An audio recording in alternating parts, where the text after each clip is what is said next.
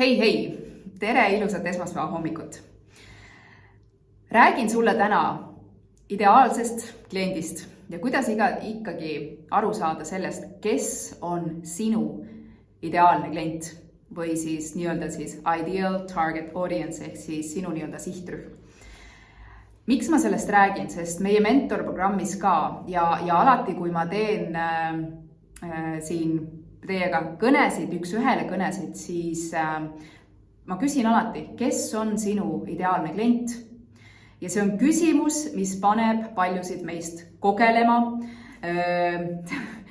üles vaatama, küsimusi endalt esitama, pole nagu päris kindel, eks. Ja siin ongi see teema, et me tegelikult ei tea, millest lähtuda ja kuidas ma üldse kindlaks teen. Ja esimene asi tavaliselt, kuhu siis need ettevõtjad lähevad, et kui küsitakse, kes on ideaalne klient, siis me hakkame analüüsima seda oma peas, et oota nüüd, kes need põhilised on, kes mult ostavad.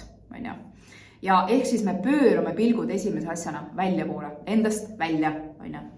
Aga vaata, ettevõte ja ettevõtjaks olemine ja ettevõtte ülesehitamine, äri ajamine on päris väljakutsuv teekond võib-olla teinekord. Ja kui sa ei lähtu iseendast, siis see võib ka olla väga raske teekond. Mina olen seda meelt, et sinu ettevõtte ja ettevõtjaks olemise teekond võiks olla nauditav ja see võiks sulle tuua ka mõnusalt elustiili, ja see on võimalik. Ma näitan sulle, kuidas. Ja täna siis selles võtmes, et kuidas ikkagi aru saada, kes on sinu ideaalne klient.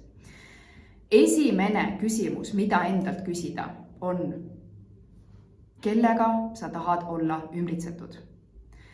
Kui sa oled ettevõttes, sinu tohutu aeg sinu ettevõttest läheb sinu potentsiaalsetele klientidele ja klientidele. Sellepärast, et meil on vaja teha turundust, meil on vaja teha müüki ja see tähendab seda, et me oleme olemas oma klientide jaoks. Ja siis, kui me oleme need saanud omale kliendiks, meil on vaja neile pakkuda seda, mida me siis neile pakume. Ehk siis meil on vaja neid aidata.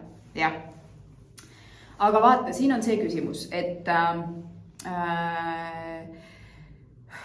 kui sa ütled, et ma tahan olla ümbritsetud nende inimestega, siis sa esiteks teadlikult juba kujundad omale seda võrgustikku, kes on need inimesed, kellest sa tahad olla ümbritsetud.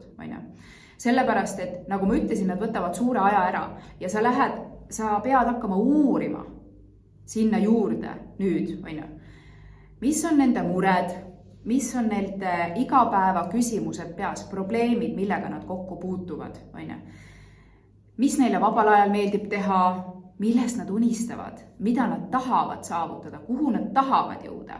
Need on kõik küsimused, millega sa oled igapäevaselt oma ettevõttes töös. Ja kui sa teed midagi kellegile, kellest sa oled sükene, ma ei tea, vist need on minu kliendid, või sul ei ole, nagu sa ei ole hingega asja juures, siis sul ongi raske.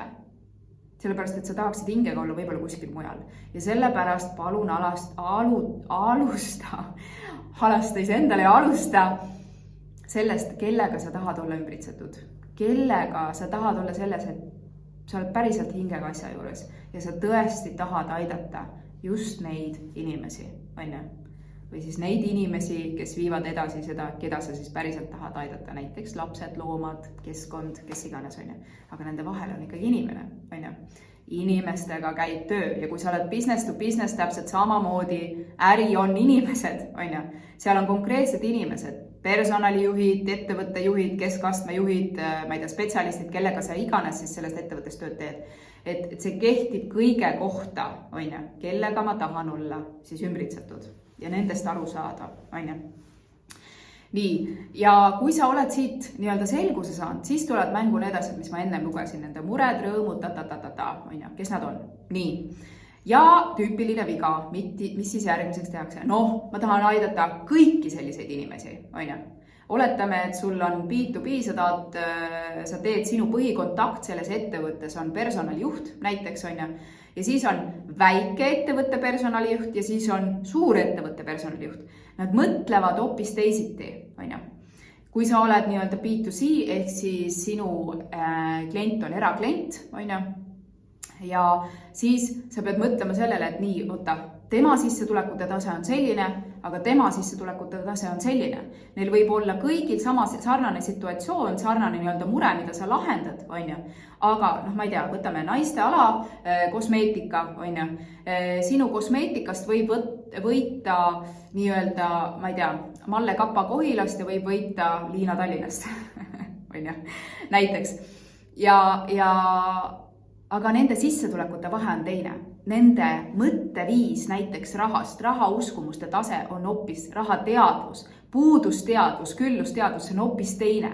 Ja seda, kus ta oma on, kas ta on puuduses või ta elab külluses, seda näitab ära tema sissetulekud, on ju. Kellega sa tahad tööd teha, eks? Ma tean, et sa tahad olla hea inimene. Me kõik tahame olla head inimesed. Ma tahaks ka aidata kõiki ettevõtjaid, kedagi vähega. Kui mul oleks võimekust, energiat ja kõike seda, on ju, siis ma aitaks igasugust ettevõtjat. Kas või tasuta. Aga sa oled ettevõtja. Ja vaata minu eelmise nädala videot sellel teemal, miks sa väärid jõukust, on ju. Sa tahad anda rohkem välja ennast, on ju.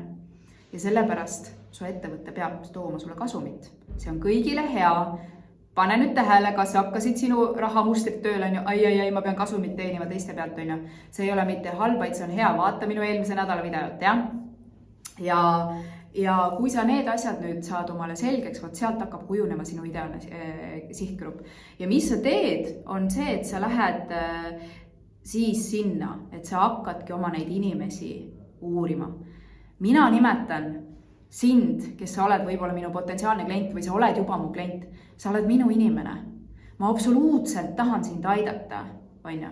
Ja see hinnateema on ka, see paneb paika natukene, annab sulle ka vastutust, on ju. Et miks sa tahad näiteks ettevõtjana küsida kõrgemat hinda oma teenuste eest.